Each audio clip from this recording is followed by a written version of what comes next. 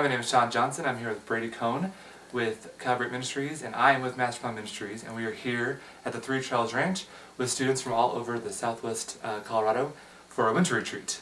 And we have some questions for Brady about his ministry.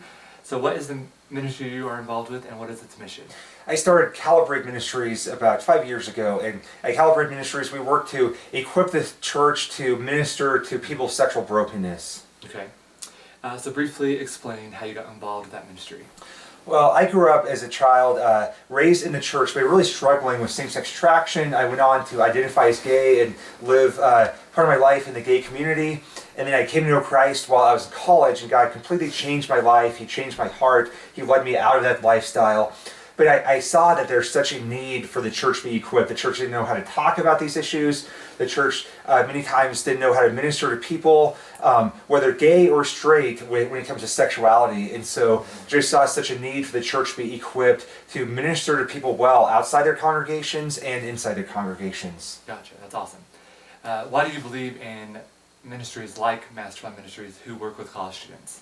Yes, I have a huge heart for college ministry. After I was in college, I spent about 5 years in full-time college ministry because I've just seen how college age is a stage of life where people are searching, they're seeking, and they're making choices that are going to affect the rest of their life. And so God really reached in my life, and I came to know Christ through a college ministry, similar to Master Plan. And I've seen over and over again that that's a time of life that people make serious choices and their hearts are open to the gospel, their hearts are searching for truth, and that's when we can really have an influence on them. Awesome. Why do you think people need to hear the message that you share through your ministries?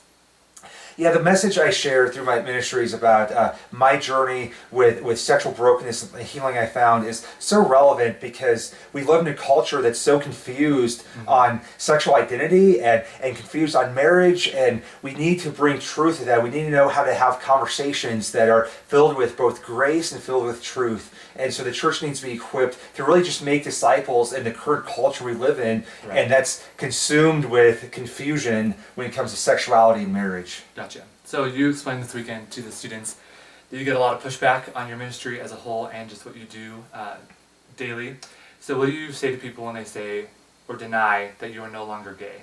How do you respond to that? Yeah, we live in a culture where they deny that people like me exist, because really the foundation of the LGBT community is that we have no choice in the way that we live, and we have no choice in our lifestyle, our desires. And so a ministry like mine or a testimony like mine really just kind of, it seems like feels threatening to them because it undercuts that foundation that they've built their lives on. So we want to respond to that with grace and truth, and I pray and hope that through the course of my life they see genuine, real life change. I don't pretend like God just flipped a switch and took those feelings, attractions away. But what He did change was my identity. He changed what He found. He showed me that my identity is not in my attractions or desires, but my identity is in Christ. That was the big change that happened in my life. Now through the course of sanctification, God has untwisted what my heart had twisted and led me away from those desires. And I'm never going to pretend like I'm completely healed or that marriage has healed me. But now I'm in